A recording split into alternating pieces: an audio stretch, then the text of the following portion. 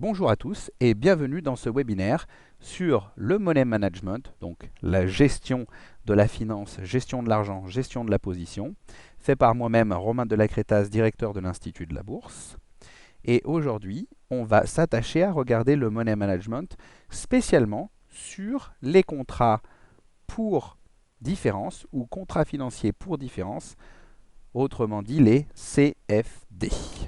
Alors, avant de démarrer cette présentation, je voudrais remercier les sites Trader Forex et Trader Finance qui publient ces webinaires justement pour vous aider à apprendre, à améliorer vos connaissances de plus en plus sur la bourse et ses alentours. Et c'est un bon pari. Alors, petite maxime avant de démarrer dans ce webinaire sur le money management où on va apprendre à gérer une position, peu importe sa stratégie, sur les CFD. Alors, retenez celle-ci, le marché peut avoir tort plus souvent que vous ne pouvez vous permettre de rester solvable. C'est une des phrases que beaucoup de traders prennent et puis photocopient et la mettent juste devant leurs petits écrans de trading pour ne jamais l'oublier. Ne l'oubliant jamais, les traders à l'Institut et moi-même, on n'oublie pas cette vieille maxime. Il y en a d'autres, mais enfin bon. Alors, je vais vous raconter avant de démarrer peut-être une expérience personnelle. Je fais beaucoup de séminaires et beaucoup de formations à travers le monde et quelques conférences. Et à chaque fois, lors de conférences, dès qu'on en vient au money management, qui est en fait la gestion des risques à travers les positions, on se pose plusieurs questions. Et moi, je pose toujours cette question, donc j'aimerais bien vous la poser, même si à travers ce webinaire, vous ne pouvez pas y répondre, vous pouvez quand même vous poser cette question. Si demain, je viens vous voir et que je vous propose un système de trading qui, lui, à chaque fois qu'il va perdre 1000 dollars par perte, et qu'à chaque fois qu'il gagne, il gagne 100 dollars donc de gain, disons que, vous voyez, à chaque fois que j'achète une valeur, chaque fois que je gagne 100, et puis à chaque fois que je perds 1000. Donc je perds beaucoup plus que ce que je gagne. Eh bien, ma question c'est, est-ce que vous acceptez d'avoir ce type de système? Dans 99% des cas, voire même 100%, on me dit non. Et puis je pose la deuxième question. Je vous propose un système qui gagne 95 fois sur 100. Alors là, tout le monde lève la main dans la salle. Moi je le veux, moi je le veux, moi je le veux. Eh bien, c'est marrant, mais beaucoup se posent la question, c'est le même système. C'est un système de market maker. Donc ce système de market maker, c'est le système le plus profitable du monde. Ce système le plus profitable du monde, d'ailleurs c'est le système que vous retrouvez sur les CFD, quand vous en tant que trader, en tant qu'investisseur, vous allez traiter, celui qui va gagner le plus d'argent, c'est votre broker, c'est le market maker CFD, parce qu'il va encaisser le spread.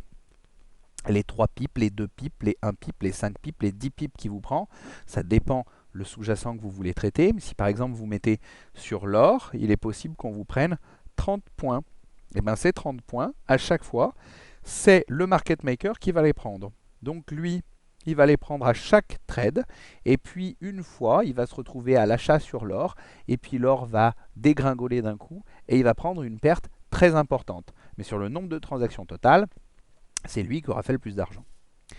Donc, tout ça pour vous dire qu'il ne faut pas se précipiter à aller chercher des systèmes qui sont super perfectionnés, qui sont soi-disant les meilleurs. Il vaut mieux apprendre à gérer des risques de manière simple et de manière efficace comme le font les meilleurs gérants de la planète. Ce que je vais vous expliquer à travers un petit exemple sur le pétrole. Alors, vous voyez ce graphique. Sur ce graphique, on a identifié des zones d'achat. Ce sont des zones à chaque fois où on passe un nouveau plus haut. Et hop, et hop, et hop. Et à chaque fois, on va rentrer sur des nouveaux plus bas en vente et des nouveaux plus hauts à l'achat. Donc, voilà ce que ça va donner si on prend nos petits exemples sur le CFD. Je vois ma première transaction sur le pétrole. Et là, je passe à l'achat. L'achat est à 54. Le stop est à 44. Donc j'ai un risque, moi, sur cette transaction qui est de 10. Parce que je sais dès le départ que quand je vais acheter, au maximum, je perdrai 10 parce que mon stop sera placé à 44. Au préalable, j'ai bien évidemment défini un risque sur chacune de mes positions, et j'ai décidé arbitrairement sur ce type de position, puisque ce n'est pas du day trading, c'est du trading de position, de risquer 1000 $ à chaque transaction. Donc je fais mon risque 1000 divisé par la différence, donc ce que je peux perdre en théorie, donc 10, est égal au nombre de contrats que j'ai à investir, 100. Souvenez-vous donc de la formule, nombre de contrats à investir, donc pour un achat, c'est bien le risque que je me suis placé au départ, divisé par le cours d'achat moins le cours stop. Et puis ensuite, ce trade numéro 1, je vais un peu plus loin, j'ai le trade numéro 2, puis on tombe sur le trade numéro 3, qui lui, je dois acheter à 60, et le stop, puisque le plus bas était peut-être un peu plus proche, se trouve à 56. Vous verrez que les stops, à chaque fois que vous allez traiter selon une méthode plus ou moins différente, ils seront souvent en fonction de la volatilité. Donc, plus l'environnement sera volatile, plus votre stop sera éloigné, et moins en conséquence, vous prendrez de contrat. Alors, mon risque ici étant de 1000, toujours, c'est une nouvelle opportunité. Donc 1000 divisé par la perte maximum que je devrais m'occasionner entre 60 et 56, qui est 4, 1000 divisé par 4, va me donner 250 contrats. N'oublions toujours pas notre formule, nombre de contrats à investir. Pour un achat, c'est risque sur cours achat moins cours stop. Et puis, le trade reverse, c'est-à-dire à partir d'un moment, la tendance s'arrête, j'arrête d'acheter et il faut que je parte à la vente. Cette vente-là, elle s'effectue dans mon exemple à 65 avec un stop à 73, donc je vais risquer 8 entre les deux. Sachant que je risque maximum 1000 $, je vais bien faire 1000 $ divisé par le risque dollar par titre, par action, par contrat, par ce que vous voulez, c'est 8, est égal à 125.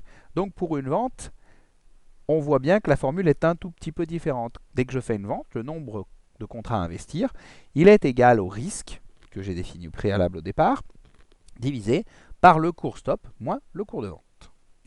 Et voilà ce que ça nous donne en termes de résumé. J'ai pris un risque qui est 100% identique par position. Je n'accepte pas de perdre plus de 1000 $ par position.